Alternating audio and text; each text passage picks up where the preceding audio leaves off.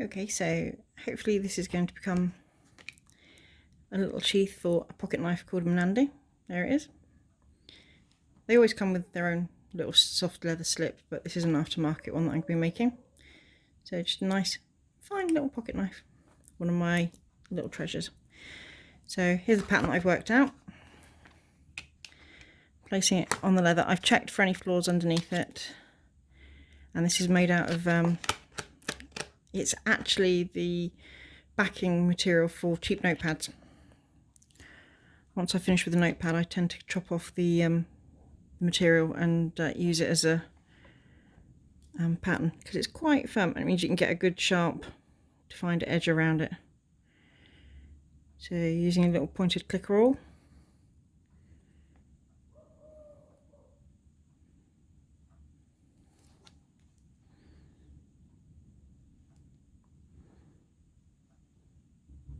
Now I know, I see I've got a little slice into the leather there that I'm making sure that I'm not anywhere near. I'm just outside of it.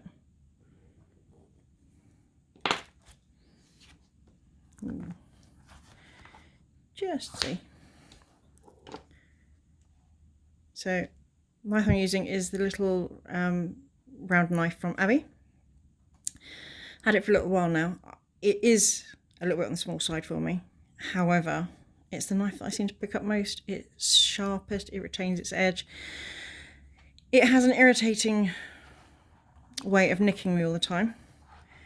So you do have to watch out for that. It is super, super sharp.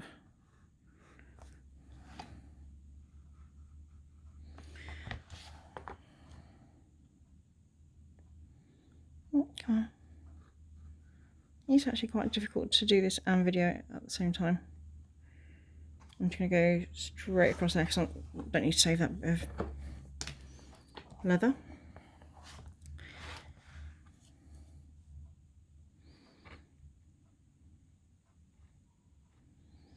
So we've got little rounded sections there. I'm a fan of moving the leather if you can, as well as the knife.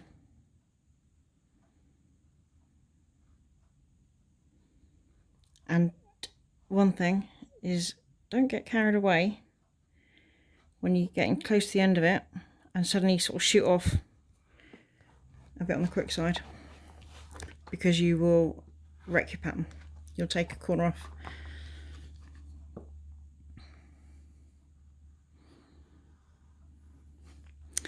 Beauty of this knife, as you can see, I took the main blade for cutting a straight line and then up onto the point to go around the corner.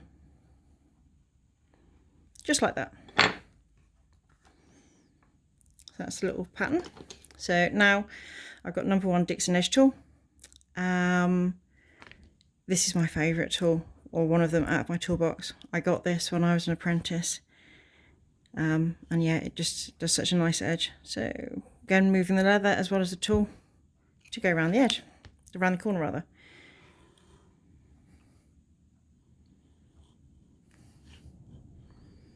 And here we go, just all the way around.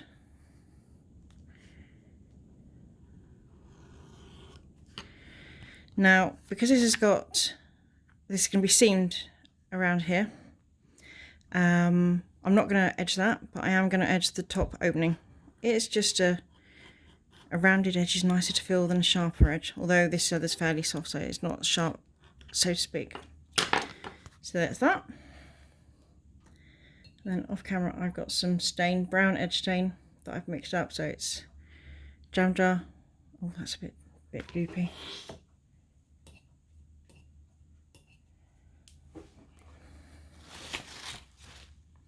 Sorry about this, let's just mold that slightly. There we go. Slightly less stain on the sponge.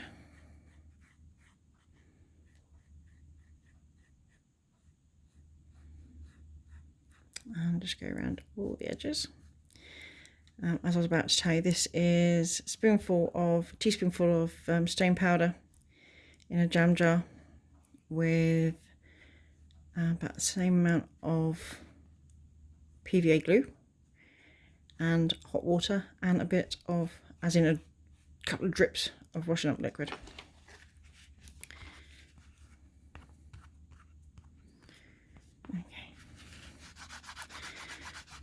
I'm not going to polish those up too much just yet, because they are going to have they're going to be polished up once it's stitched properly.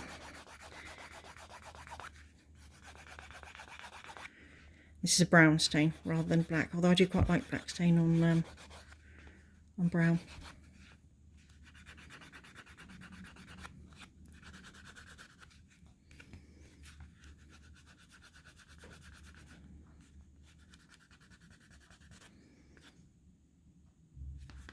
This is a working sheath. It's not a high gloss finish. The leather is actually a bit too soft for that.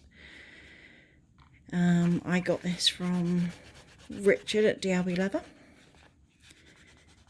and it's a really nice leather to use actually, although you can't actually get it anymore, which is a shame.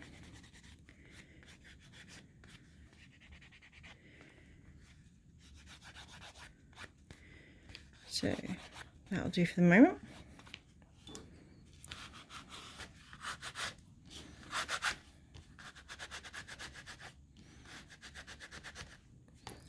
Right, so next point is heating up your creasing iron so that you can put a creased edge on it. Now all I need to do is just find my creasing iron. Creasing iron, it is again a nice tool. I think this one's a Dixon's, although it's not actually marked. I'm quite lucky, I've had a bit of a collection of tools over the years. So I'm just checking to see. I think I want it slightly wider than that, so adjust it. It's my blowtorch.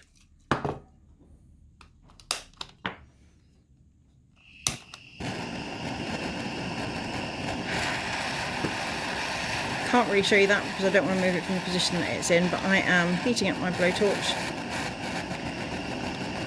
And because I don't use this leather very often, so heating up my creasing iron, I'm just going to try it on a sample. Yep, that's fine.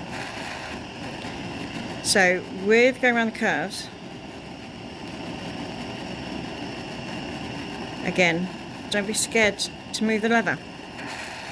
That's how I do it anyway, and that gives you quite a nice smooth finish.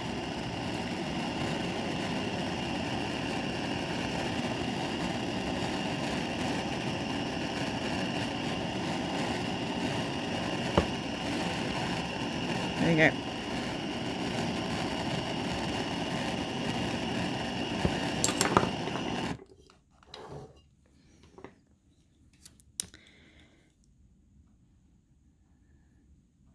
You don't want to heat your creasing iron up too much because you are going to wreck your leather if you do that. And when you put a lot of time and effort into making something, the last thing you want to do is wreck it. So now we're there. And we want to find our stitching marks. So that's going together at the top there. And then all the way down to the bottom. So I'm going to mark stitching down to here.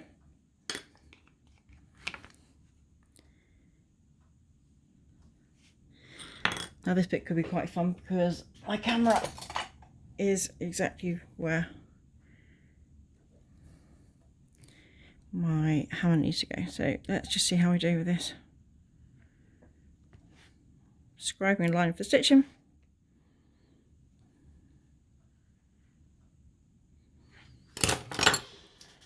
I am going to stitch this at, where did I stitch this little one at? Was that 7? No, I think that was at 8. That sounds like a good number to me. Just need to find my 8.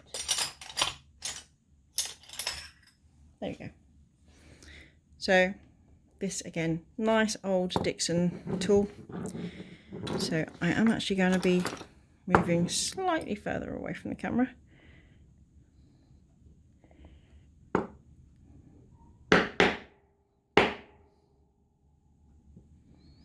I'm overlapping a few of the stitches, helps keep the line straight. Although there is obviously only a certain amount of straight on this. Now, to go around the corner, when you've got a pricking line which is like this, if you do a couple of stitches at a time and angle it, see how you do it, yeah. Then just walk it around a stitch at a time.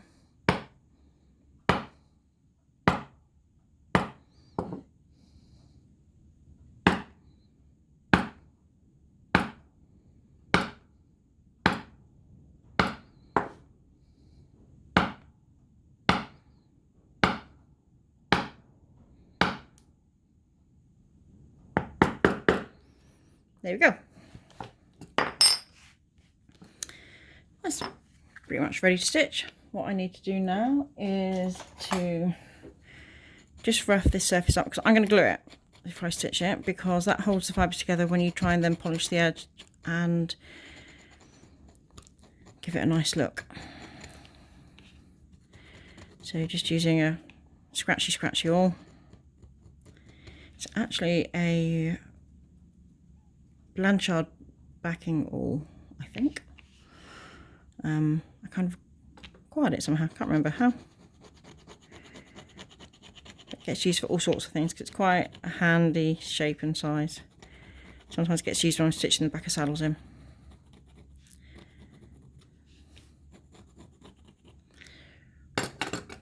Right. Time for some glue. Just clean off my glue stick.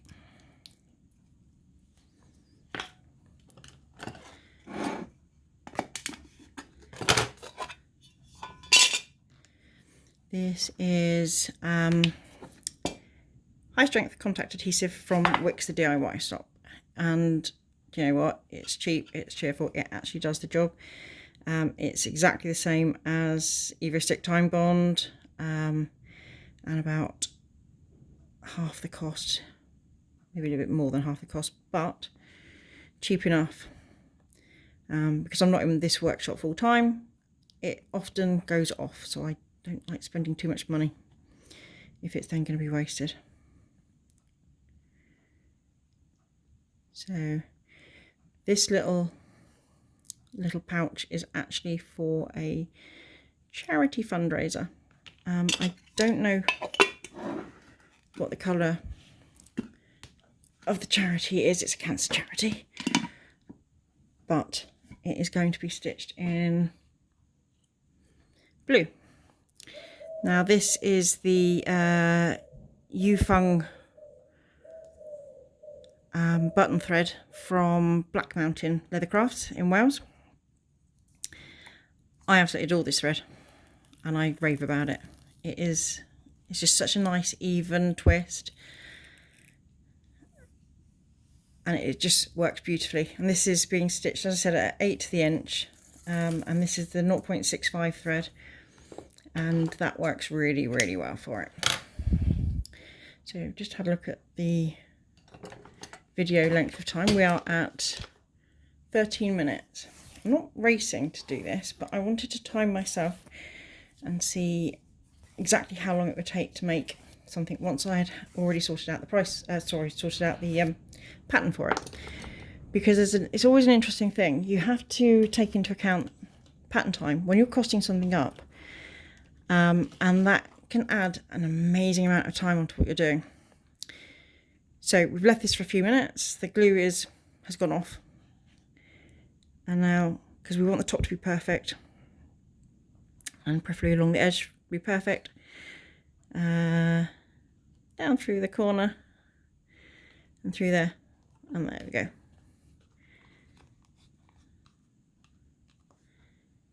That's quite a sweet little pouch. Ooh, almost dropped it.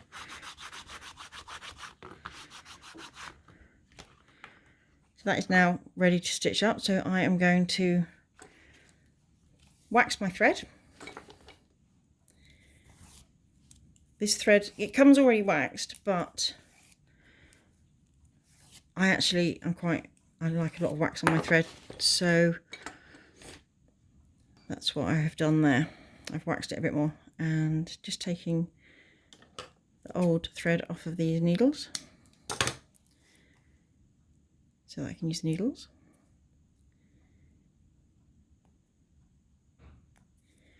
There we go.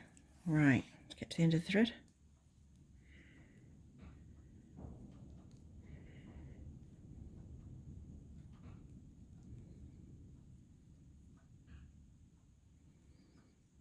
I always split the thread twice with the needle.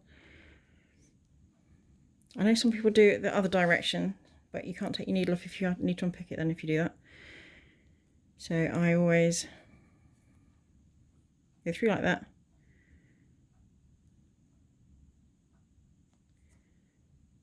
Through the thread and through the thread. And then pull the thread onto the needle.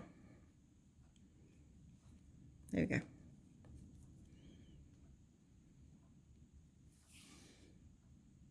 Right, so that's that ready to go. Right, bear with me.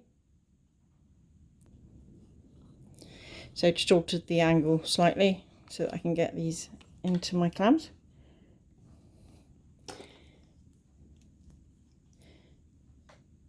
So here's got my awl. It's quite a fine one.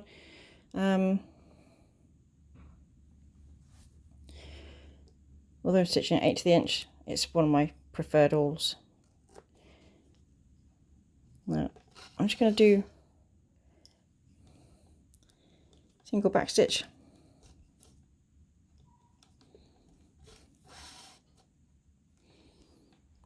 I'll tap that with a hammer and that will disappear, that little open bit. Right, if you just bear with me while I stitch. So I mentioned that this is for a charity. There's a lady in America in one of the knife groups who has stage 4 cancer, and it's one of the Chris Reeves groups. So they make some really nice high-end mid-range folders actually. Really lovely community, really lovely people. They're always welcoming and they're nice. And so they're doing this fundraiser to help with obviously medical expenses and living expenses.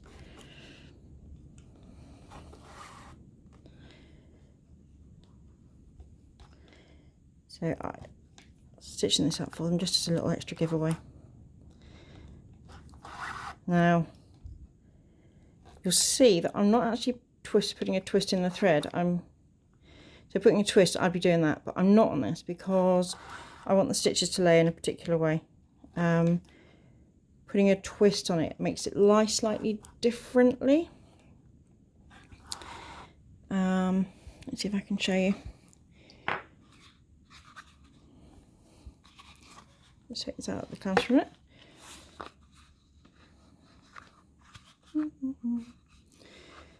So there you are. No, it doesn't really sort of show it very well, does it? Probably best show when I'm going along the long edge. So let's stitch again.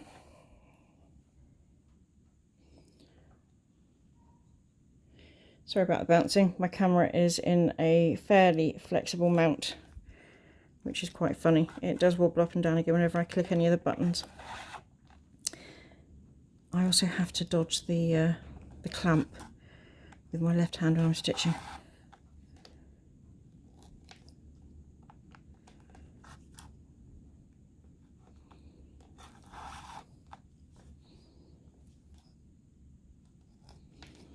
There we go, stitching along.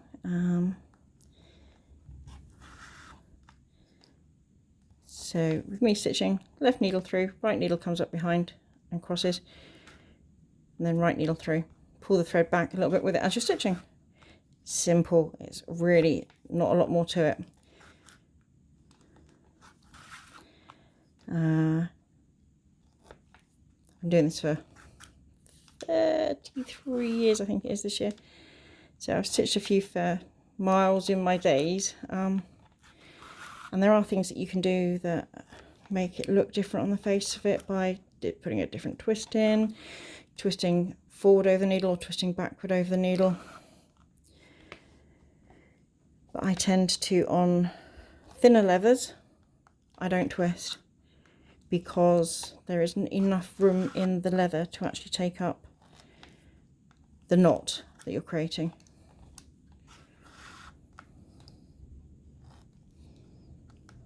So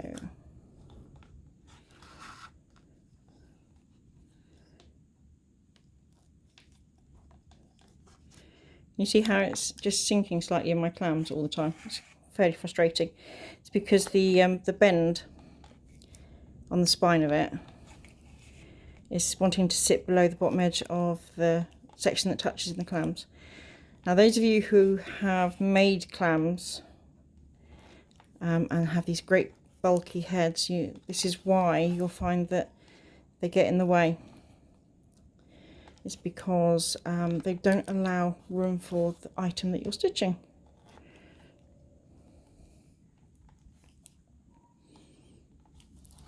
This is probably going to be a really boring video by the time I'm finished. It's way longer than any video that I'd really like to watch myself. But we're almost finished. Once we get up to the top, I will finish the stitching, and then it's just going to be a case of giving the sides a quick rub down with a sanding block. I do sometimes use a Dremel, but it's not plugged in at the moment. I don't want to stop for this video really.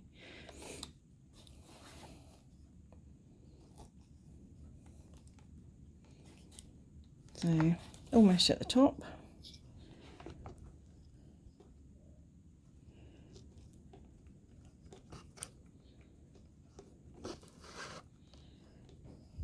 I'm not quite sure how the stitching is going to turn out, because it has been quite odd watching it almost through the video, through the camera itself. But at least you haven't got me doing too much heavy breathing. Oh, I've got my nail there. Don't want to do that. My nail lady wouldn't like it.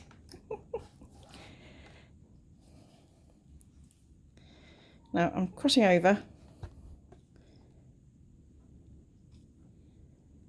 and going back through.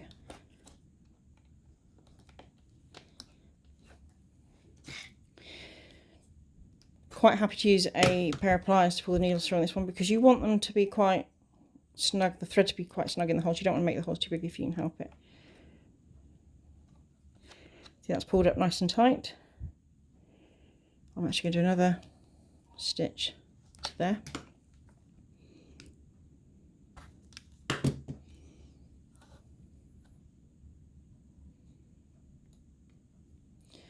Oh, sorry, just knocked the... Now, sometimes you'll see I actually use the body of my awl to push a needle through, which is why I don't buy myself expensive pretty awls, because I would just wreck them.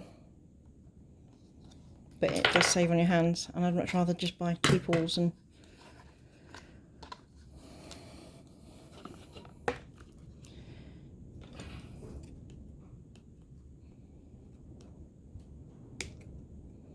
yeah, there you go, they're off tight. Put the clamps to one side. I'm just going to pause this while I readjust my camera again. Okay, so here we go.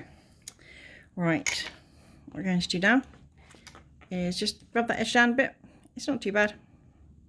I think that a few moments with the sanding blocks, I'm not going to sort out.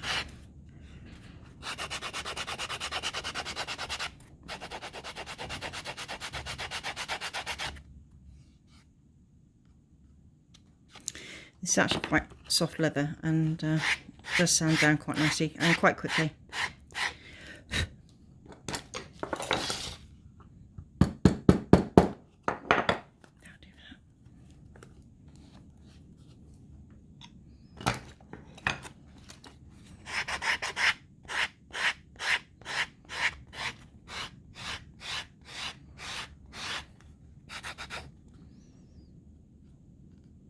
Okay, I think we're actually there, so let's get my dauber.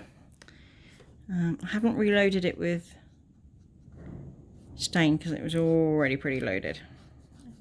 This dauber lives in the pot with the brown stain, so it's always ready to go.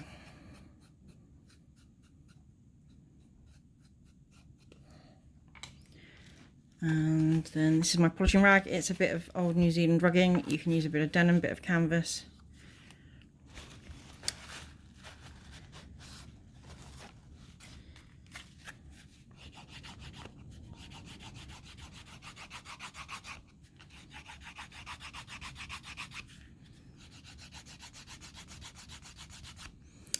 PVA glue in this does help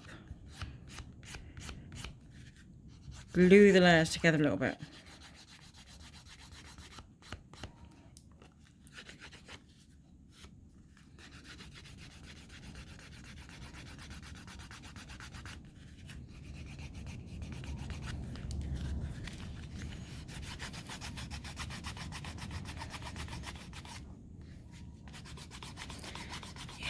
Coming together. It's got to put plenty of pressure on there. I tend to create a hard edge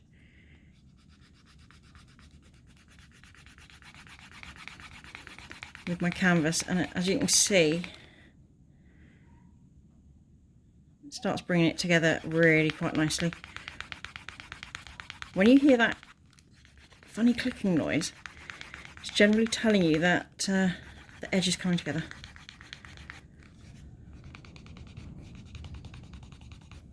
I might just rub that bit down a bit there.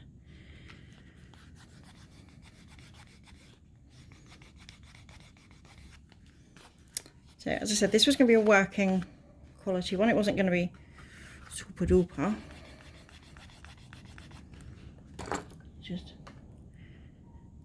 Let's just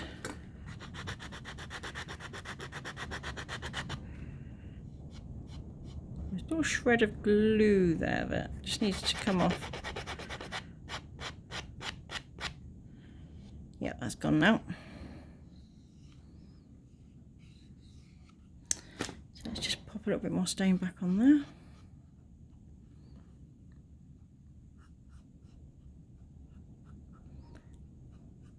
Just around there.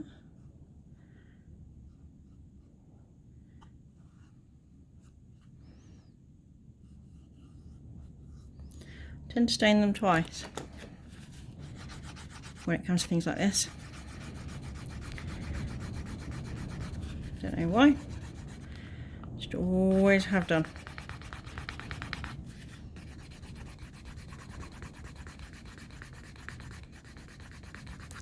This is the boring bit to watch anyway. I quite like doing this bit because this is the bit that sort of tells you that you're getting finished. But what I'll do, I'll just finish this. Just give it a gentle polish.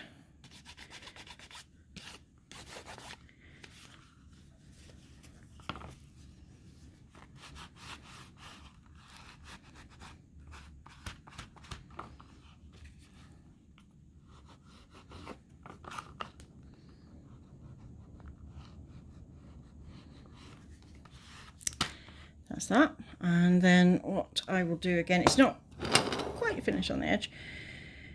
My blowtorch again. There we go.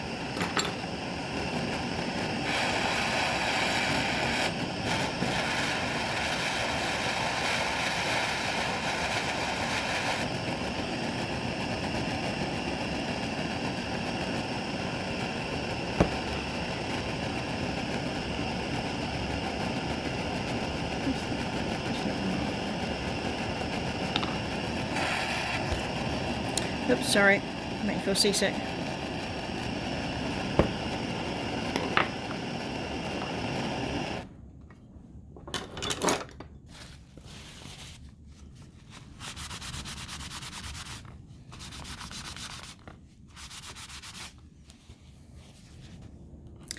Right, this is the first one I've made out of this pattern, so let's see if my Nandi fits into it, or whether it's too snug. Goes in. How easy is it to come out? Yeah, that works.